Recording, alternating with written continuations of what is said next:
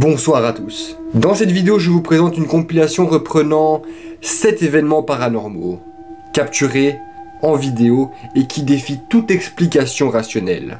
Des apparitions inquiétantes, des bruits inexpliqués. Vous allez découvrir des images qui vous hanteront bien après avoir terminé cette vidéo. Si vous l'osez, n'hésitez pas à vous abonner et à activer la petite cloche de notification pour ne manquer plus aucune histoire mystérieuse. Alors avant de vous laisser, je vous propose d'éteindre la lumière et de bien verrouiller votre porte à clé et de vous laisser emporter par l'horreur. N'oubliez pas, tout ce que vous verrez dans cette vidéo est bel et bien réel. Et maintenant, c'est à vous de juger. Est-ce que ces histoires sont des événements surnaturels ou bien des vidéos montées de toutes pièces? À vous de me le dire.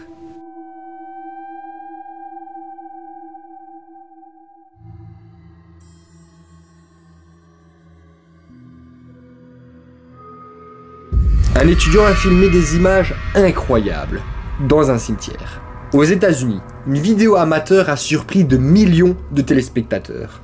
Alors qu'il se promenait tranquillement dans un cimetière, un jeune adolescent filme ce qui est peut-être l'une des vidéos de fantômes les plus troublantes que l'on ait jamais vues. Nous sommes à Savannah, dans le sud des États-Unis, une ville dont le passé colonial est omniprésent.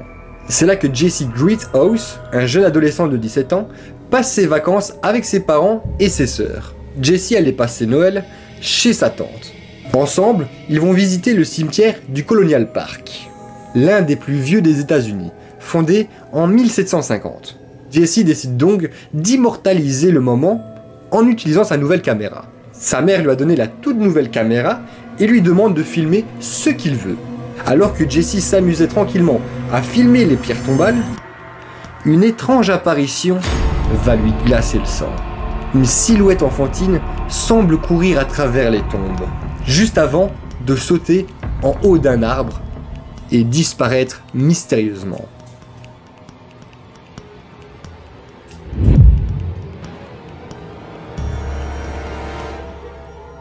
Jesse était sous le choc. Il nous dit qu'il ne sait pas du tout quoi penser. De retour à la maison, Jesse montre sa vidéo à ses parents. Jesse dit à son père: « Papa, je crois que j'ai filmé une chose incroyable.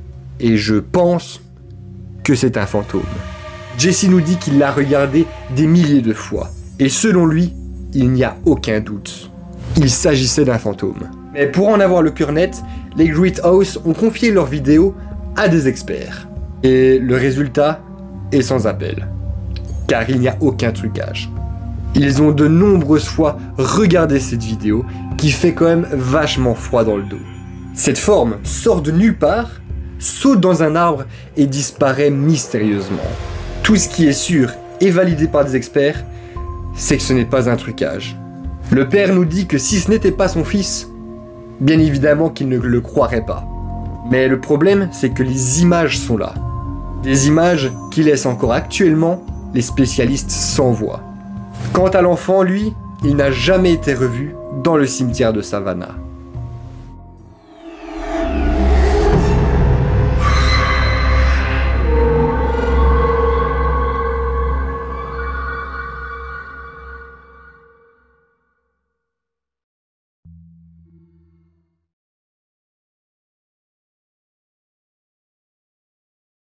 Pour la deuxième histoire, je vais te raconter l'expérience paranormale de Thomas. Thomas avait sa chatte sur les genoux quand tout à coup elle a sauté derrière lui sur le canapé. Dans un premier temps, Thomas n'y a pas trop prêté attention et il a continué à swiper sur son téléphone. Puis il a senti ses pattes avant se poser sur son épaule droite, ce qui l'a incité à la regarder. Il a remarqué que sa chatte était dans une position au regard concentré. Ce qui a rendu curieux Thomas de savoir qu'est-ce qu'elle regardait. Et là, Thomas n'a rien remarqué d'étrange dans sa ligne de mire. Ensuite, avec un petit peu plus d'attention, Thomas s'est rendu compte que le rideau dans la chambre de sa maman bougeait comme si quelqu'un ou quelque chose voulait l'agiter. Alors Thomas a décidé d'enregistrer la scène et sa chatte a décidé d'aller enquêter toute seule. Et visiblement, sa chatte semblait très stressée car elle commençait à reculer et à se crisper. Mais il faut savoir que la seule personne qui se trouve dans la chambre de sa maman actuellement, c'est son beau-père. Et il dort, il roupille de ouf. En plus de ça, il faut savoir que dans la chambre, il y a un ventilateur de plafond. Mais quand bien même, s'il y a un ventilateur, il y a d'autres mouvements d'air. Les deux rideaux ne devraient-ils pas bouger en même temps?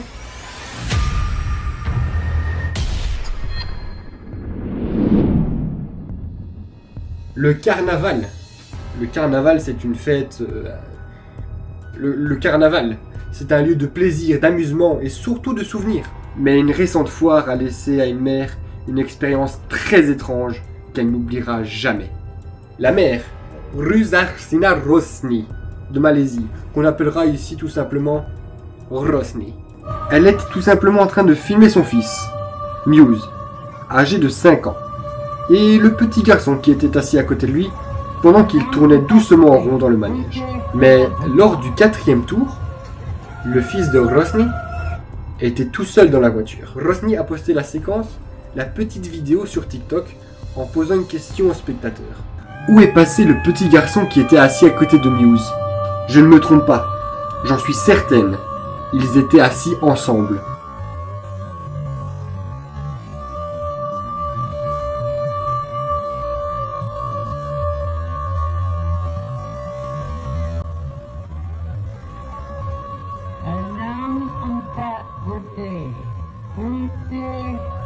Pendant que la maman filmait une petite vidéo, la voiture est arrivée une 4e fois et son fils était soudainement seul dans la voiture.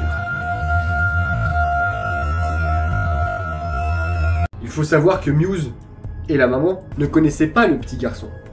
Rosny était convaincu que les forains les avaient assis et attachés ensemble dans la même voiture.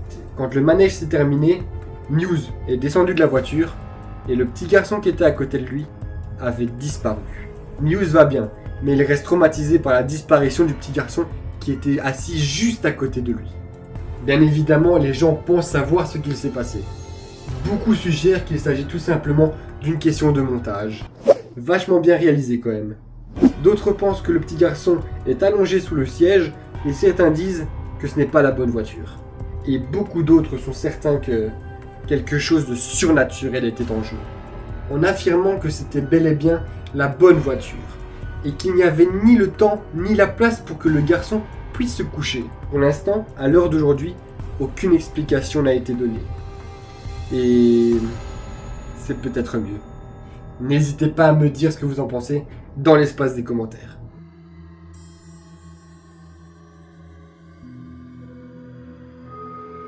Nous sommes dans l'est de l'Angleterre, dans la petite ville d'Ipswich.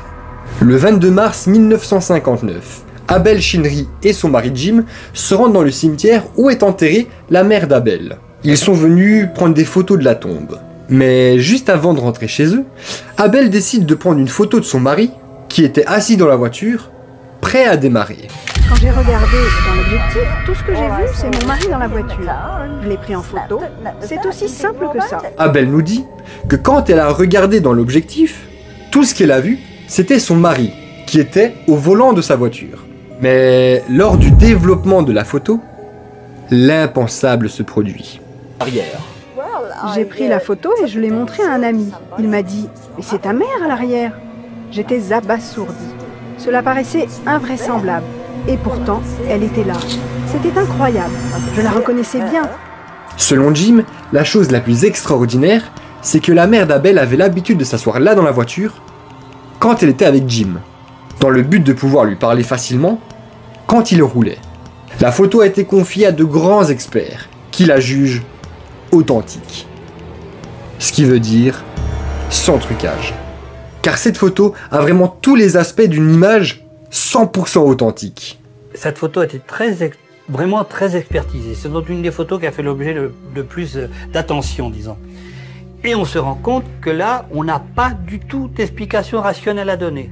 Alors que cette image a été énormément examinée par des experts. Tous ces experts qui sont d'accord pour dire que ces images, souvent considérées comme paranormales, sont souvent sur fond de deuil.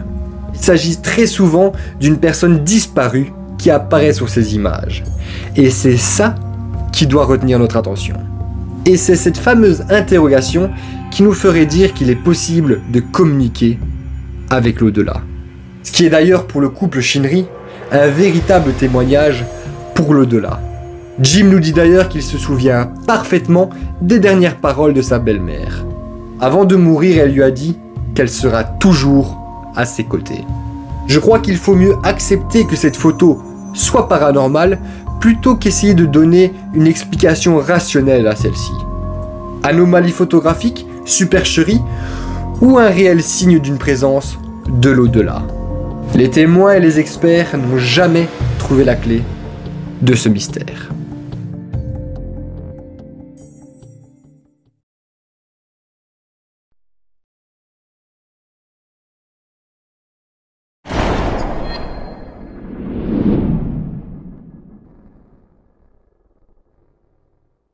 Nous sommes en Argentine.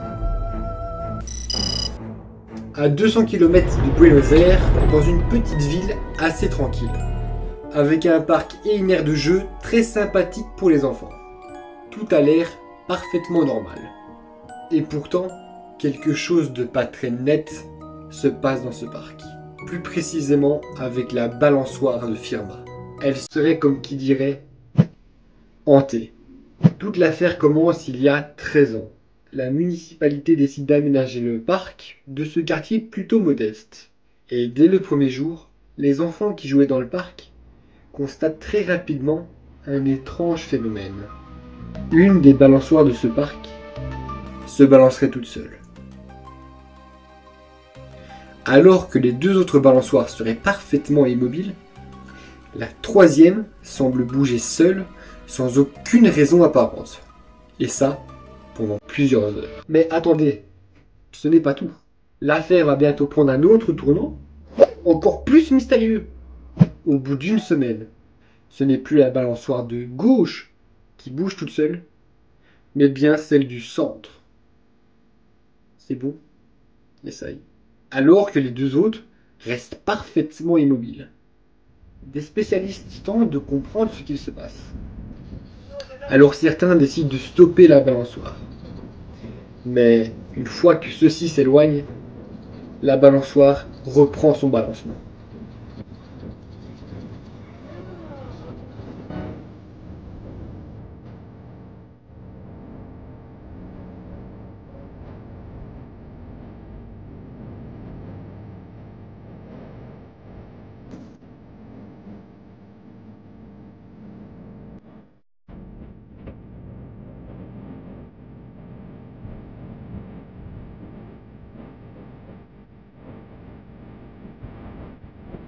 Pourtant, selon de nombreux chercheurs, ni le poids, ni le vent, ni quelconque champ magnétique pourrait être la cause de ce phénomène.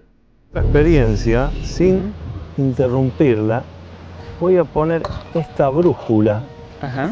A ver si la brújula se mantiene quieta, porque también yo tengo la impresión de que puede haber un...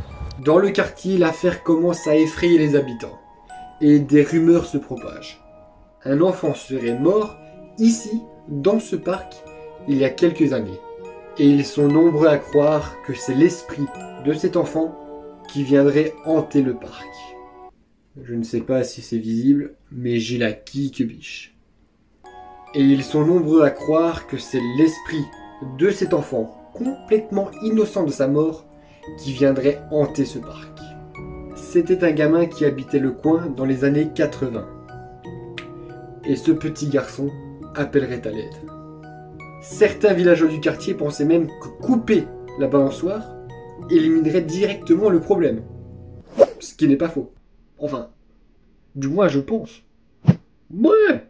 Du coup, les habitants de Firma ont donc même demandé à deux prêtres qui s'occupaient de l'église juste à côté du parc. Ils n'ont eux aussi aucune explication logique à ce phénomène qui visiblement semble être surnaturel. Encore de nombreuses personnes de Firma refusent de croire que la balançoire bouge seule et pensent justement que ce serait un coup monté par la municipalité pour promouvoir le tourisme dans leur village. La mairie a donc décidé d'installer une palissade autour de cette balançoire pour éviter qu'on s'en approche. Et pendant ce temps-là, toujours sans aucune explication logique, les balançoires continuent de se balancer. Vous allez sûrement vous dire que c'est probablement un petit mécanisme qui se trouve en haut de la balançoire qui permet le balancement. Este es un detalle que yo quería señalarte porque es muy importante. Miramos las grampas de las tres y las que se han movido menos, que son estas de los extremos, están mucho menos gastadas que esta. Fíjate, es cierto. El roce que hay aquí e incluso aquí el desgaste que hay. Non. On peut déjà retirer cette hypothèse. Vous allez aussi sûrement vous dire que c'est probablement un teubé qui utilise un petit fil de pêche pour faire balancer cette merde. Mais attendez les amis, car il faut savoir que ce phénomène, le phénomène de la balançoire de Firma, est encore aujourd'hui inexpliqué.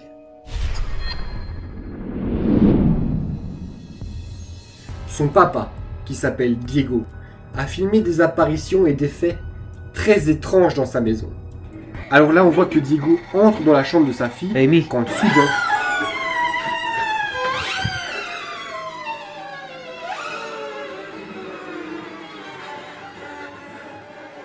Amy. Amy. Amy.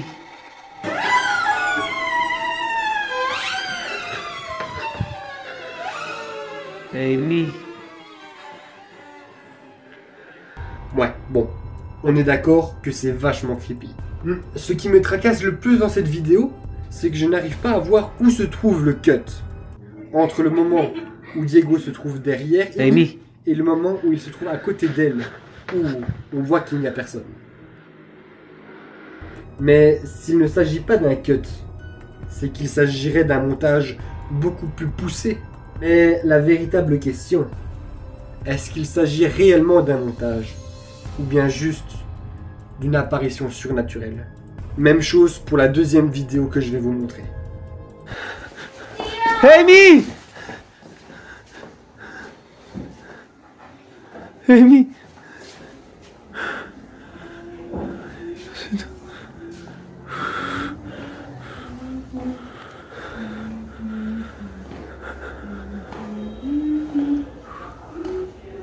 Dios mío.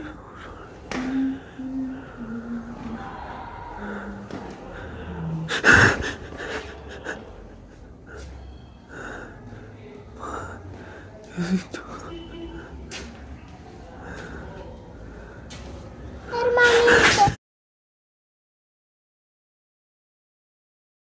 La dernière histoire, c'est l'expérience paranormale de Laura. Laura est une jeune étudiante et elle est posée au calme dans son lit. Et elle regarde dans le plus grand des calmes une petite série. Il est minuit 5 et Laura décide d'éteindre sa télé car il commence à se faire tard. Laura est pratiquement dans le noir complet quand tout à coup, quelque chose d'extrêmement étrange se passe juste devant elle. Elle a donc décidé de prendre son téléphone et de tout filmer. Laura ne comprend absolument pas comment son miroir ne reflète pas la réalité, putain de merde. Laura, actuellement, se chie complètement dessus. Et moi aussi. Et elle ne parvient pas à dormir car ses yeux sont fixés constamment sur ce reflet complètement étrange. Étrange et voire même complètement flippant. Malgré ce stress énorme, à cause de la fatigue, Laura parvient à s'endormir. Et d'ailleurs, elle nous montre une photo à son réveil. Laura nous dit que c'était la pire nuit qu'elle a vécue, suite à ce reflet qui ne reflète pas la réalité. C'est un truc de ouf. Elle décide donc d'observer ce reflet durant les prochaines nuits. La première nuit d'observation.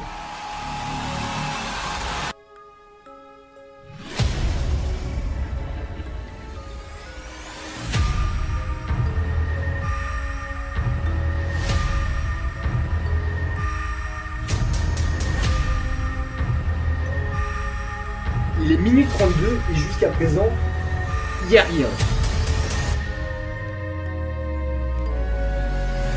Les deux lampes, dans le miroir, comme dans la réalité, sont éteintes. Elle nous dit qu'elle a vérifié les rideaux et qu'il n'y a aucun moyen que la lumière puisse refléter dans ce miroir. Laura nous dit donc qu'elle ne comprend absolument pas comment sa lampe aurait pu être allumée alors que dans la réalité elle était éteinte. Mais son reflet indique bel et bien que la lampe était allumée vu qu'il y a de la lumière. C'est un truc de ouf. La deuxième nuit d'observation, il est 1h32. Et visiblement, il n'y a toujours rien d'anormal. Durant la troisième nuit d'observation, il est minuit 57 et il n'y a aucun signe de quelque chose de similaire à la première nuit. En tout cas, dans le miroir, tout semble normal et refléter la réalité. Laura nous dit qu'elle est complètement creusée parce que ça fait 2-3 jours qu'elle ne ferme plus l'œil de la nuit. Et la quatrième nuit d'observation, tout est normal. Laura nous dit qu'elle ne comprend absolument pas ce qui s'est passé cette nuit-là, mais ce qui est sûr, c'est que ce fameux reflet lui a jamais gravé dans sa mémoire. Et voilà les amis, c'est déjà la fin de cette vidéo, la fin de ces 7 histoires complètement paranormales. Si vous avez aimé cette vidéo, n'hésitez pas à lâcher le petit pouce bleu et à me dire ce que vous en avez pensé dans l'espace des commentaires, je lis absolument tous vos messages. Et surtout n'oubliez pas de vous abonner juste ici, sans oublier la petite cloche de notification qui se trouve juste derrière, c'est super important. Et sur ce les potos, je vous dis à très bientôt, ciao ciao.